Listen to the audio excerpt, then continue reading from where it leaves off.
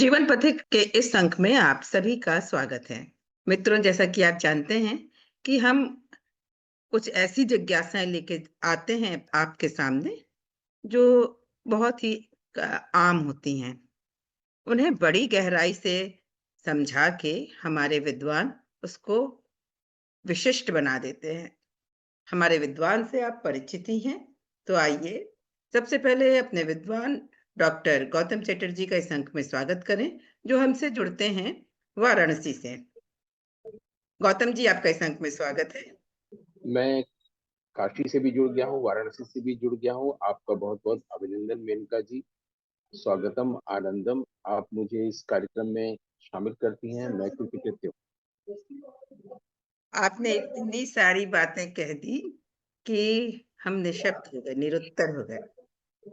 ये हमारा सौभाग्य है कि आप जैसे विद्वान हमारे कार्यक्रम में आते हैं और हम सभी का मार्गदर्शन करते हैं, नई नई जानकारियां देते हैं।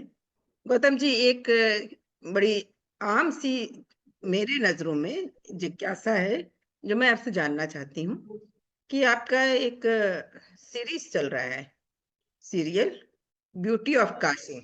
जी। उसके नीचे आप लिखते हैं सिनेमेटोग्राफिकली। तो ये जो सिनेमेटोग्राफी है वो एक्चुअली है क्या? क्या शूटिंग से अलग होती है या स्टिल फोटोग्राफ से अलग होती है? और क्या महत्व है इसका फिल्मों में? ये सिनेमेटोग्राफिकली आप क्यों लिखते हैं? क्योंकि उसमें कुछ कुछ सीन्स ऐसे होते हैं जिन्हें हम समझना चाहते हैं। पर सबसे पहले आप ये बताइए कि ये सिनेमेटोग्राफी है क्या?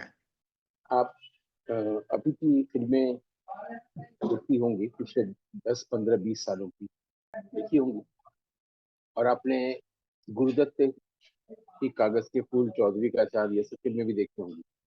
तो दोनों तरह की फिल्मों में जो बेसिक डिफरेंस आपको लगता होगा, उस पर आपके मुंह से जरूर निकलता हो कि ये फोटोग्राफी अच्छी ढंग से की गई है, देखने में अच्छा लगता है आंखों के लिए। मीना कुमारी की आंखें, वहीदा रहमान की आंखें, है ना? तो वो इसलिए अच्छी लगती है क्योंकि वो सिनेमेटोग्राफिकली दिखाया जा रहा है। और आज जितनी फिल्में बन रही 15, 20 सालों में, जिसमें लोग सुंदर तो दिखते हैं, टेक्निकली बहुत एडवांस है, लेकिन उसमें सिनेमेटोग्राफी कहीं नहीं। इसका मतलब जो फोटोग्राफ करना और किसी भी कैमरे के ऑन करके कुछ भी ले लेना, वो सिनेमेटोग्राफी नहीं है। आजकल तो हर तीसरे चौथे व्यक्ति के पास कैमरा है, लेकिन फिल्म कहीं नहीं है। पहले कम लोग होते थे और सब सारी फिल्में अच्छी होती थी, ज्यादातर फिल्में अच्छी होती थी। उसका काम है सिनेमेटोग्राफी। सिनेमेटोग्राफी की परिभाषा अगर एक शब्द में, एक लाइन में करनी पड़े, तो वो है सिनेमेटोग्राफी है तभी सिनेमा है। अगर सिनेमेटोग्राफी नहीं है तो फिर सिनेमा नहीं है।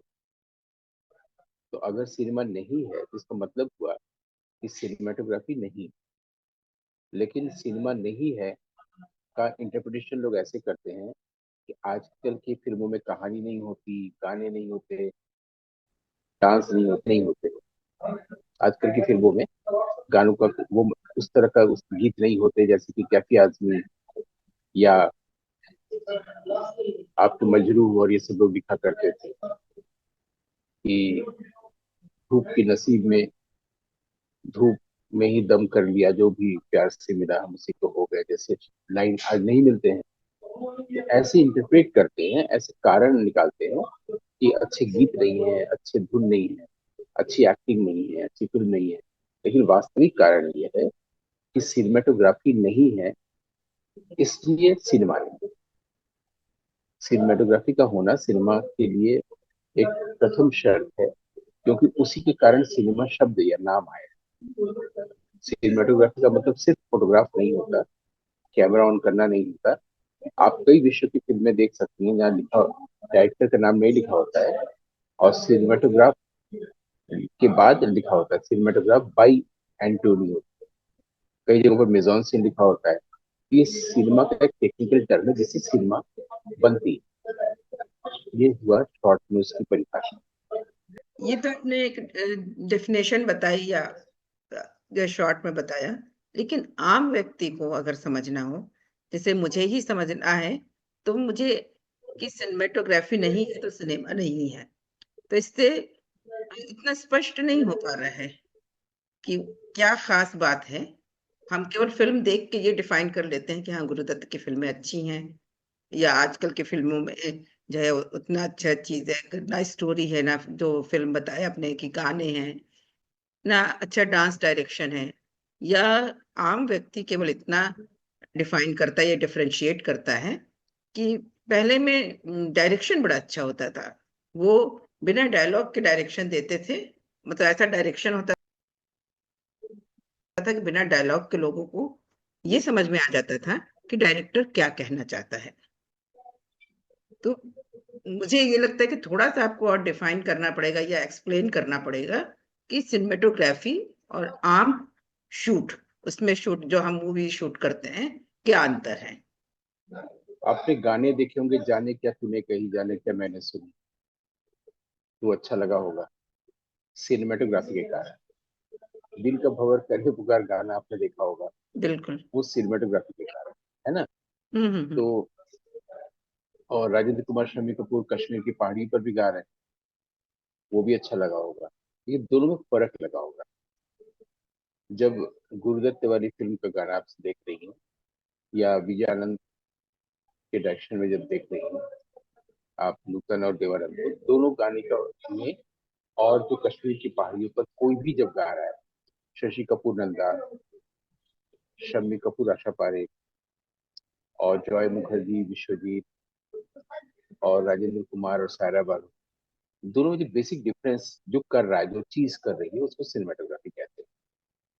आपको एक और गाना याद आएगा, ये दुनिया अगर मिल भी जाए तो क्या हो। बहुत बड़े हॉल के पीछे वाले दरवाजे से गुरुदत्त एंटर कर रहे हैं, और उनके पीछे काफी धूप है, रोशनी है, क्योंकि हॉल के बाहर रोशनी होती है, जी। हॉल के बाहर अंधेरा है, और सारे लोग खड़े हो जाते हैं, तो देखने में अच्छा लगता है ना। उतने सारे लोग खड़े हो जाते हैं, और जब रोशनी बाहर की ओर होती है, मतलब पीछे होती है किसी व्यक्ति के, तो उसको सिल्यूट कहते हैं, क्योंकि व्यक्ति अंधेरे में हो जाता है, रोशनी पीछे हो जाती है। रोशनी जब सामने से दी जाती है तो वो व्यक्ति दिखता है। जैसे मान लीजिए मेरे ऊपर अभी रोशनी है तो मेरा चेहरा दिख रहा है, और ये रोशनी कम हो जाएगी तो मेरा चेहरा नहीं दिखेगा। रोशनी मेरे पूरी तरह से पीछे हो जाएगी, सामने बिल्कुल नहीं होगा, तो मैं बिल्कुल एक आकार दिखेगा, लाइंस लगेगा, लेकिन मैं साफ दिखूंगा नहीं अगर रोशनी मेरे पीछे होगी, है ना। तो उसमें उसमें आप गौर करिए, क्योंकि इसमें आप कहेंगी गौर करने वाली क्या बात है, फिल्म तो इतने सालों से लोगों ने देखा है, मैंने 57, 58, 59 के समय से आज तक लोग देखते ही आ रहे हैं, उसको मास्टरपीस माना गया है। लेकिन मेरा अपना मानना है कि लोगों ने गौर से नहीं देखा है।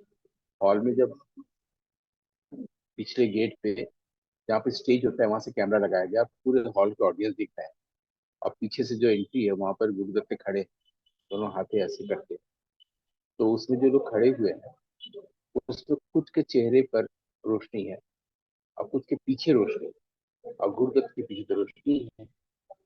लेकिन गौर जो नहीं किया गया है फिल्म समीक्षकों द्वारा या आम आदमी द्वारा, आम आदमी को मैं नहीं रहा, फिल्म क्रिटिक का काम है ध्यान देना, तो उसमें गौर करने की बात यह है कि उसमें 50% जो है वो कटआउट्स है। 50% लोग रियल ह्यूमन बीइंग, किसी ने ध्यान ही नहीं दिया इस चीज को। और ये बात, हालांकि जान जाए के तो उतना आकर्षण नहीं रह जाएगा, जैसे कोई बता दे चांद में सिर्फ पत्थर ही पत्थर है, तो नहीं मजा आएगा, क्योंकि चांद को लेके कविता कोई नहीं लिखेगा। तो उसी तरीके से उसमें 50% कटआउट्स हैं, रियल ह्यूमन बीइंग है ही नहीं। तो और ये क्रिएट किया था जो उनके सिनेमाटोग्राफर थे, वीके मूर्ति। वीके मूर्ति हमारे देश के बहुत बड़े सिनेमाटोग्राफर हुए हैं, और उन्होंने ही क्लोजअप शॉट्स शुरू किया। पहले हमारे यहाँ सिर्फ वाइड एंगल लेंस यूज होता था, लेकिन जब गुरुदत्त ने चाहा कि वो चेहरे का क्लोजअप चाहते हैं, आंख क्लोजअप चाहते हैं, तो मान लीजिए 50 अगर लेंस होता था, 50 मिलीमीटर की फिल्में हम ऐसे आम लोग यही जानते हैं कि ये 75 मिलीमीटर में बनी है, 50 मिलीमीटर में, तो उन्होंने 50 से 75 किया, 100 किया, 150 तक किया, इतना क्लोज उस जमाने में। फिर बाहर से देवी दत्त उनके भाई थे गुरुदत्त के, वो एक लेंस लेके आए, एनामॉर्फिक लेंस को कहते हैं। तो उस वक्त स्टिल फोटोग्राफी बहुत लोग करते थे ना, उसमें तो मूवी कैमरा एक ही होता था जिसको मिचेल कैमरा बोलते थे, जिसमें बहुत आवाजें होती थी। तो मिचेल कैमरा सबके पास नहीं होता था, वो किराए पर ही कोई मंगवाता था, बॉम्बे में कहीं कभी। लेकिन फोटोग्राफी देश में बहुत लोग करते थे, तो कई लोग देखते थे फोटोग्राफर के कैमरे में एक बड़ी सी आकृति की बड़ा सा चीज भी लगाया, तो लोग मान लेते थे लेंस है, लेकिन वो दरअसल उसको टेली लेंस बोलते थे, वही एक्चुअली इसका टेक्निकल नाम है एनामॉर्फिक लेंस। तो उससे क्या होता है, बहुत करीब जाया जा सकता है। लेकिन वो मूवी कैमरे में कैसे लगेगा? मूवी कैमरा जो उस वक्त का हुआ करता था, आज के जमाने के अनुसार नहीं था डिजिटल, वो मिचेल कैमरे में आप एक और लेंस नहीं लगा सकते। लेकिन वीके मूर्ति ने ऐसा किया था कि वो लगा सके, और उसी से हमारे यहाँ फिल्म सिनेमा स्कोप हुई, कागज के फूल से। तो ये सब करना, जिससे हम लोग को पता नहीं है कि लेंस क्या होता है और सिनेमा स्कोप क्या होता है, इंस्ट्रूमेंट कलर क्या होता है, ये सब जो करने वाला होता है वो सिनेमाटोग्राफर होता है, और वो डायरेक्टर से बड़ा होता है। मैंने उसकी भूमिका उतनी होती है जितनी डायरेक्टर। डायरेक्टर कल्पना करती, इच्छा करता है, सिनेमाटोग्राफर उसको पूरा करने की कोशिश करता है। जैसे मान लीजिए वो चाहता है कि कार जा रही है, तो ऑडियंस को ये फील हो कि कार उसके ऊपर से चली गई, यानी सड़क के नीचे कैमरा हो। अभी कैसे होगा? अब वीके मूर्ति ऐसा शुरू किए, कलर्ड जब फिल्में आ गई थी, वो गड्ढा खोद के उसमें लेंस रखना और शूट करना। और बल्कि उनके गुरुदत्त के डेथ के बाद तो जब वो और फिल्म मेकर्स के साथ काम करने लगे थे, लोग कहते थे कि गुरुदत्त लेंस लगाइए, गुरुदत्त लेंस लगाइए। गुरुदत्त लेंस इसलिए हो गया था क्योंकि वो वही ज्यादा जूमिंग हो सके, जो 75 100 100 वो लगने लगा, वो ये कहना चाहते। जैसे ये आमतौर पर बोलचाल की भाषा में आ जाता, टेक्निकल टर्म लोग बोलते नहीं है, जानते हैं फिर भी नहीं बोलते हैं कि लोग समझ जाए। जैसे वो केरसी लॉर्ड के भाई थे, बर्जर लॉर्ड, अभी भी है, तो वो ओपिनियर के साथ म्यूजिक करते थे। तो एक वो वुडन से, जैसे आप देखते हैं कि वहाँ विदेश में कपड़ से, तो वो उसी स्टिक से वो करते थे। तो उसको वो ब्लैक बॉक्स करते थे, आप अपना ब्लैक बॉक्स लेते हैं, उसका नाम ब्लैक बॉक्स नहीं है, वो ऐसे ही बोलने के, जैसे वो कहते थे कि गुरुदत्त लेंस लग जाइए, तो कहते आप अपना ब्लैक बॉक्स लिए। ब्लैक बॉक्स का मतलब था कि वो वुडन ब्लॉक्स जिसमें से वो बजाते थे, जो ओपिनियन की सारी फिल्मों में होते। तो ये जो म्यूजिक बनती है, हम लोग कभी म्यूजिक पर भी बात किए थे, हम लोग सोचते हैं पूरा गाना सचिन देव बर्मन ने बनाया है, और जब उसमें मुखड़े और अंतरी पे इंटरल्यूड होता है तो वो भी उन्होंने बनाया, तो वो नहीं बनाया होते हैं, वो एरेंजर बनाया होता है किसी भी गाने। एरेंजर की एक भूमिका होती है, जो म्यूजिक डायरेक्टर होता है वो अपने मुखड़ा और अंतरा बनाता है। एक मुखड़े से पहले का प्रील्यूड, मुखड़े और अंतरे के बीच का जो इंटरल्यूड, और उसके बाद फिर गाना खत्म हो गया, उसके बाद भी पोस्ट बज रहा है, ये एक अरेंजर का काम होता है, जिसको हम लोग पहले दूरदर्शन में देखते थे कैसे ऐसे कर रहे हैं बहुत सारे ऑर्केस्ट्रेशन के साथ। तो शंकर जी की शन वगैरह ये लोग अगर बना रहे हैं, तो ये लोग खाली धुन बनाते हैं, मुखड़ा और अंतरा, बाकी वो अरेंजर होता है।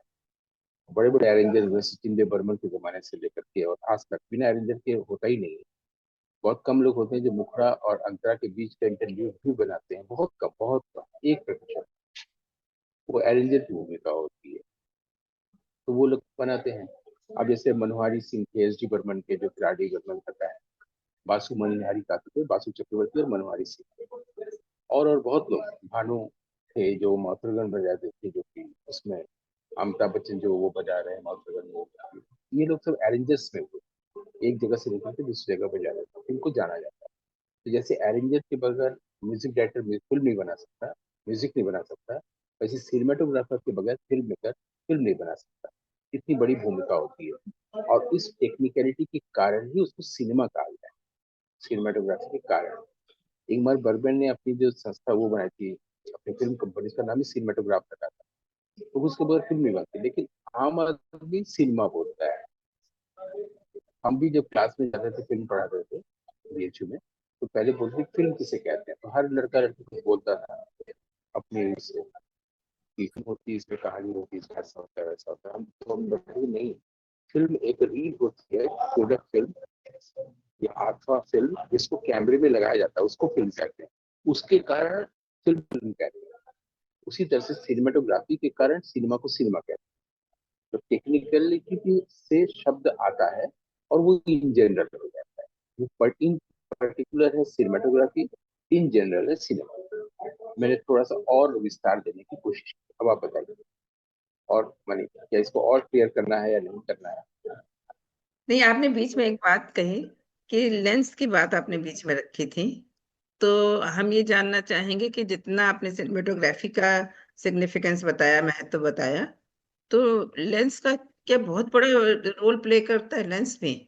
जब एक गंभीर फिल्म निर्देशक होता है, जैसे कि हिंदी में हम लोग गुरुदत्त की बात करते हैं, जैसे बंगला में सत्यजीत रे, ऋतिक घटक हुए, जैसे कि कुरोसावा, बर्गमैन, बुडवेल या ब्रेसाऊ, ये सही ढंग से फिल्म बनाने जाते हैं।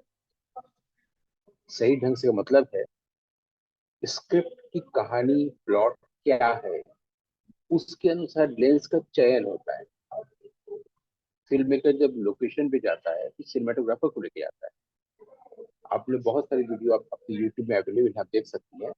जब लोग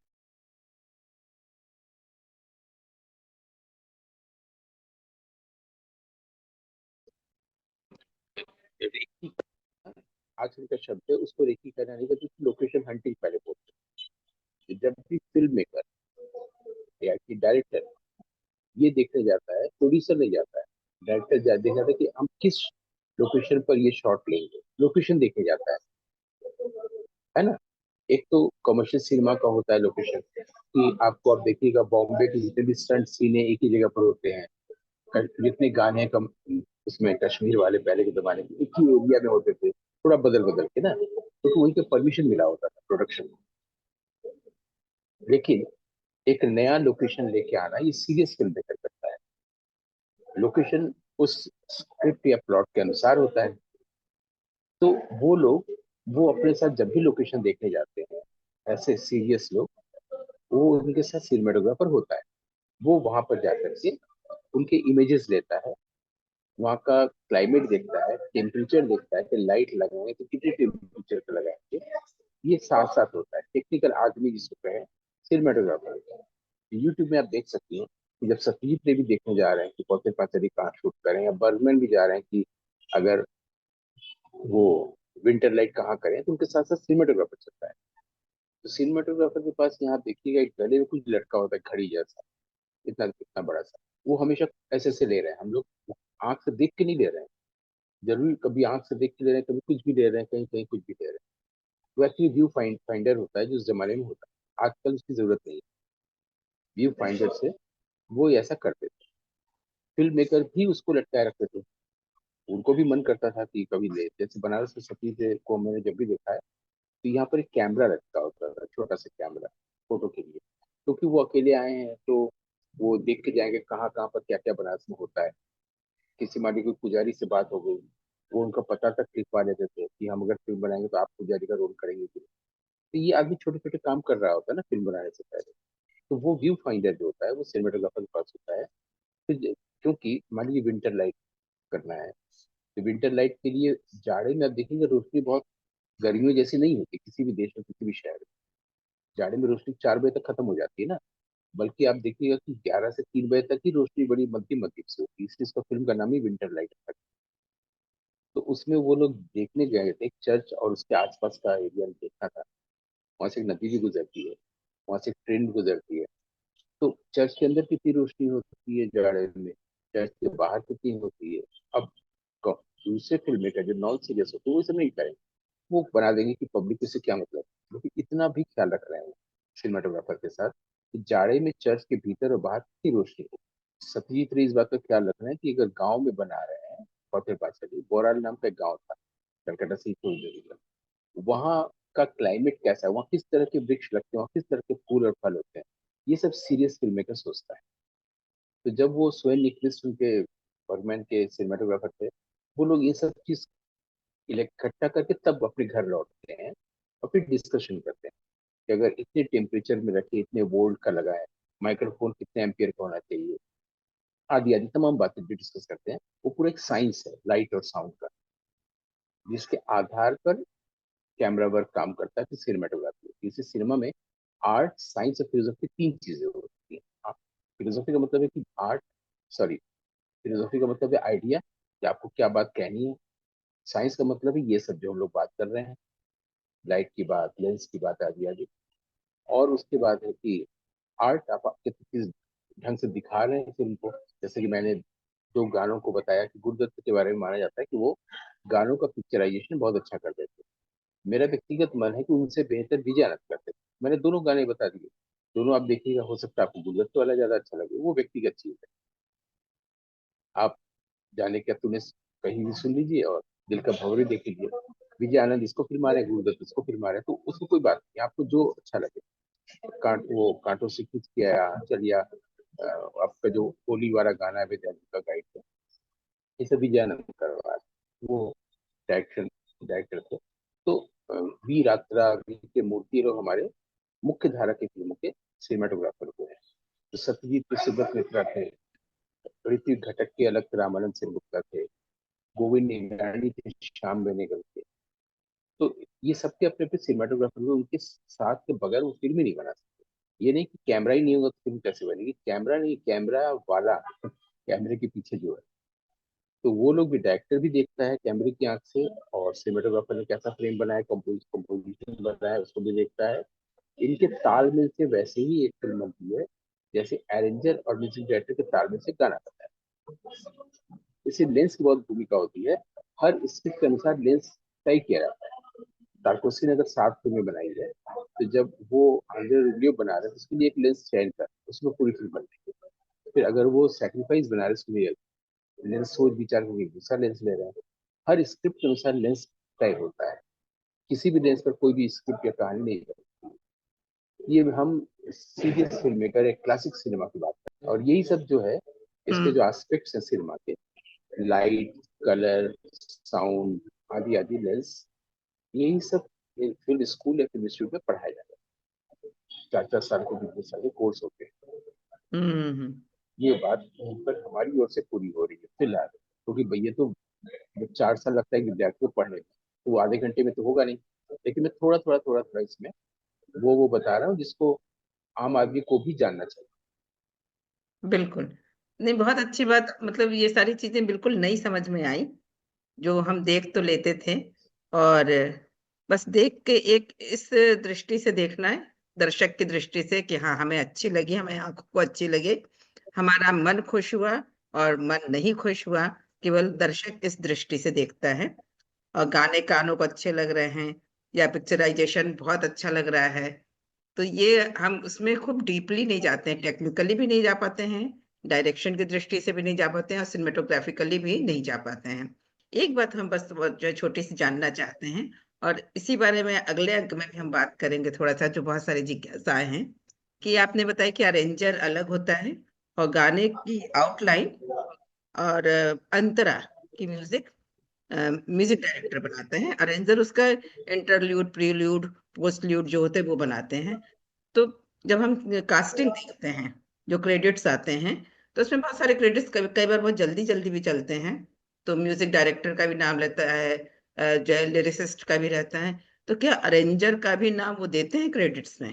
अरेंजर की पूरी टीम होती है ना। जैसे राहुल देव बर्मन के पास 9 लोग थे।